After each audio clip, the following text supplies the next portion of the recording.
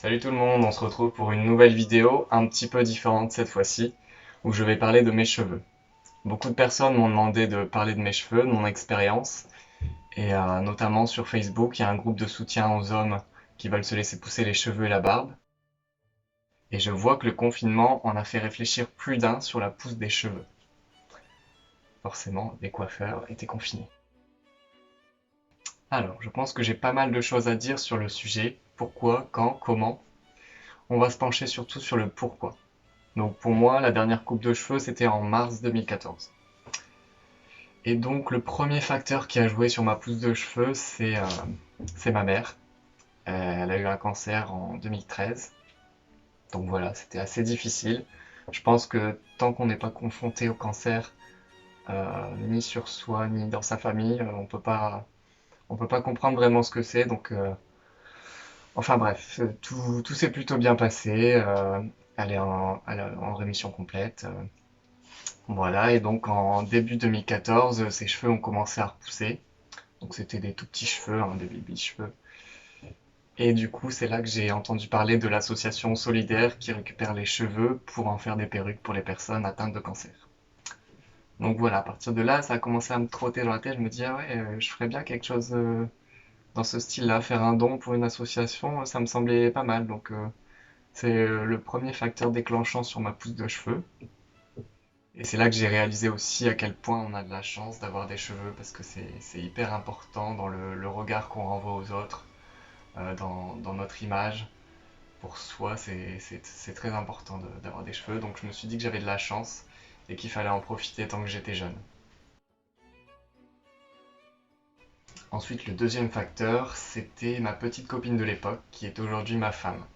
À chaque fois qu'elle voyait un mec dans la rue passer, qui avait des cheveux longs, elle me faisait vraiment comprendre que c'était son style. Moi j'avais les cheveux hyper courts, donc je le prenais un peu mal, elle essayait de me rendre jaloux, tout ça. Donc voilà, quand je lui ai parlé de la décision de peut-être me laisser pousser les cheveux, tout de suite, elle était d'accord, elle était contente. Donc voilà, elle m'a beaucoup soutenu. C'est là que j'ai pris cette décision de ne plus me couper les cheveux. En mars 2014, ma dernière coupe courte. Et donc mon objectif, c'était de faire un don à l'association. Mais voilà, j'avais pas que ça en tête. Et en fait, le don, j'aurais pu le faire depuis des années, parce qu'il faut que 20 centimètres pour faire un don de cheveux chez cette association-là. Mais en fait, à force d'en prendre soin, de faire tout ce qu'il faut pour qu'ils poussent, on commence par y prendre goût et on a envie de voir jusqu'où on peut tenir, jusqu'où on peut aller.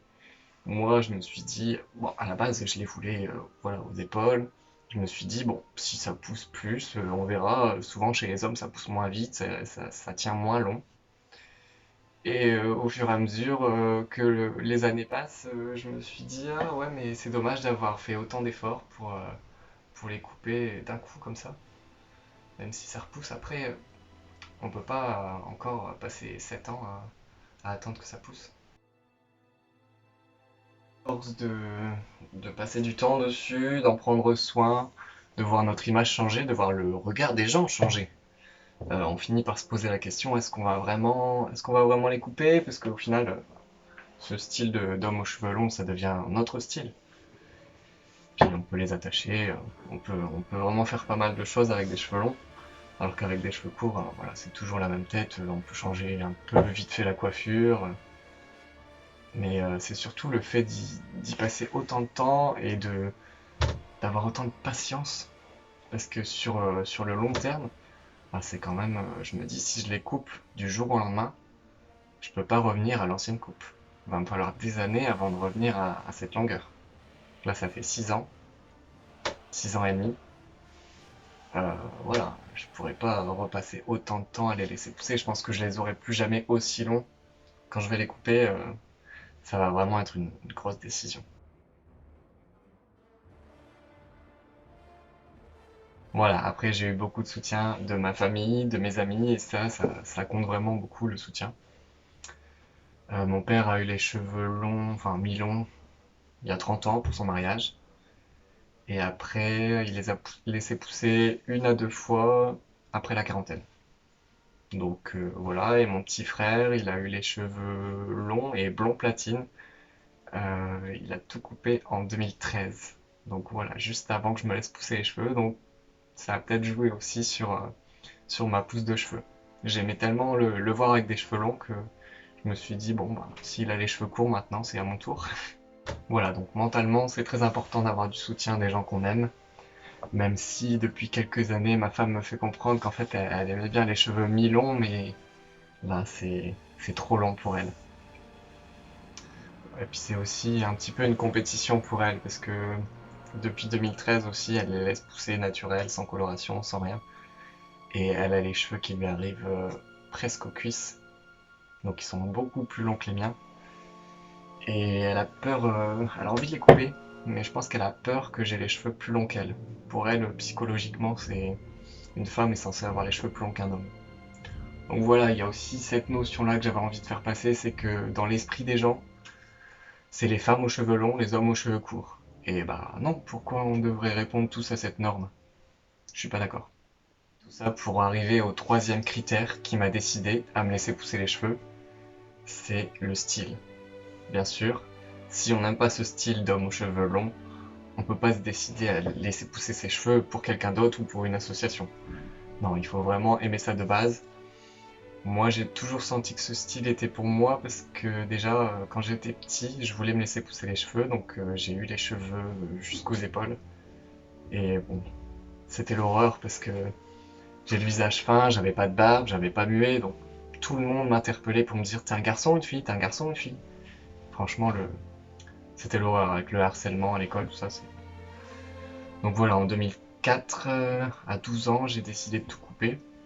Donc pendant 10 ans, j'ai eu les cheveux courts parce que ça m'avait vraiment marqué.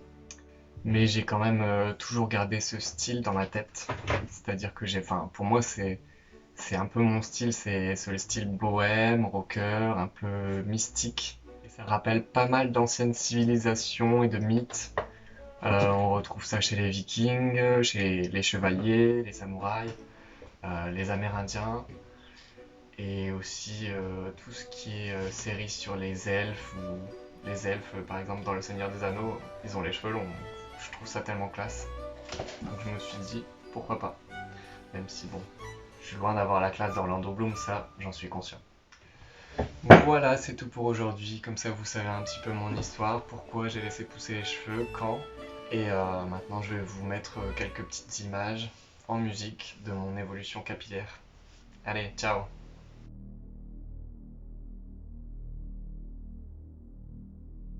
A king he was on carven throne, in many pillared halls of stone, with golden roof and silver floor, and runes of power upon the door. The light of sun and star and moon, in shining lamps of crystal hue, undimmed by cloud or shade of night, there shone forever fair and bright. The world is grey, the mountains mold, the forge is fire, is ashen cold. No harp is